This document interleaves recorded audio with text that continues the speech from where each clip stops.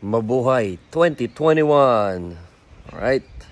So, ito po ang unang araw ng taong 2021. Kagigising lamang po natin. Sinimulan po ang araw ko ng nag-check kasi isibulak ng mga pictures namin kagabi sa cellphone ko. At aksidente niya nakita yung ginawa kong video kahapon tungkol sa pangako ko sa aking sarili na nakatulong para lalo niya maintindihan kung gaano ako kaseryoso sa pag-abot at pagbibigay ng pangarap na yun sa kanilang dalawa ni Ashley. So ngayong araw na to, umaga, alas 10 ng umaga, sinimulan namin ang araw namin sa ganun. Pinanood namin yun, yung ang ginawa kong video na yun. Mamaya mag-uusap kami bandang 2 p.m. Sama si Mr. Diego. Siya yung namin, real estate agent. Magmi-meeting kami para sa mga changes at mga kailangan pa namin gawin para matuloy na yung pagkuha namin ng bahay. At sa panahon, sa mga oras na to, ako po ay sinasamantala ko rin yung oras na makinig ng motivational quotes. Dahil alam ko, kapag sinimulan ko yung taong ko ng ganito, walang imposible. Lahat ito papasok sa utak ko at ito lang ang lagi ko maririnig. So ito yung isa sa mga If you think that you're gonna go and accomplish something really special and be the best in anything in the world, and you think you can do it without working, you make a big mistake. Because no matter what I did, if it was a bodybuilding or an acting or if it was in the political arena, it always took a lot of work. And you got to put out, and you got to, something like a lot of sacrifices. ito papaaraw ako. May COVID pa rin eh.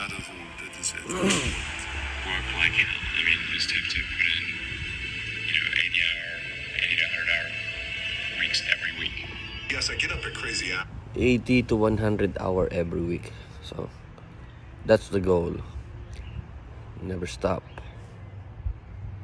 Sabi ni Elon Musk yun. When we were talking in London, I was getting up at 3 because I had to be on set by 7. So whatever time my call time is, so my call time is at 7. Then you back your clock up 4 hours, and then that's when I get up and train twice. I mean, cardio in and breakfast, and then I'll go hit the weights. Clanging and banging, we call it. The only thing that I see that is distinctly different about me is I'm not afraid to die on a treadmill. I will run. You will not be outworked. I will not be outworked.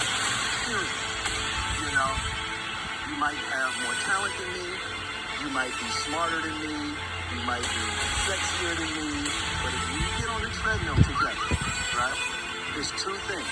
You're getting off first, and I'm going to die. It's such a simple, basic concept. It's the guy who is willing to hustle the most is going to be the guy that I always believe that the bridge between reality and a dream is work. And I always, in moments of despair and doubt and dark days, I focus on the work. I show up and I work and I work and I work and I work.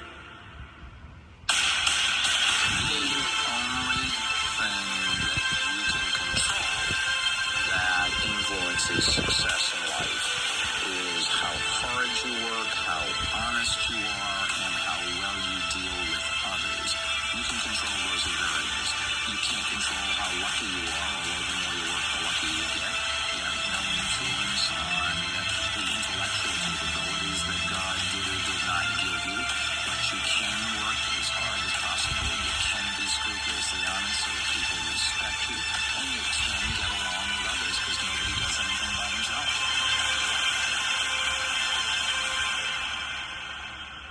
Nobody has actually created success without working their face off.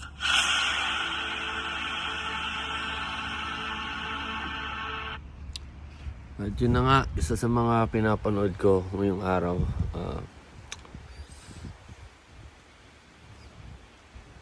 Kagabi hindi masyado maganda yung countdown namin. Medyo boring, pero sabi ko ano kaya yun. Sabi ko, ano ba sinyalis na yun, pero ayun yung asawa ko. Pero ito yung pinakamagandang nangyari sa simula ng aking taon. Yung mapanood ng asawa ko yung ginawa kong video na may paluha-luha pang konti. Tapos yung pakikinig ng motivational speech para mag-hard work pa ako lalo. Tsaka yung asawa ko. Yun lang. Babe, dito ka. Ayan.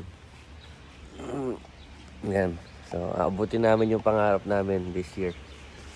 Tapos, mamaya may meeting na kami kay Diego tungkol sa mga bagay na ayusin sa paggawa ng aming bahay. Tapos mamaya mag-a-apply na rin ako para sa panggabing trabaho. Sa umaga TME, sa hapon naman naghahanap ako ng mga online business na pwede pang maging extra.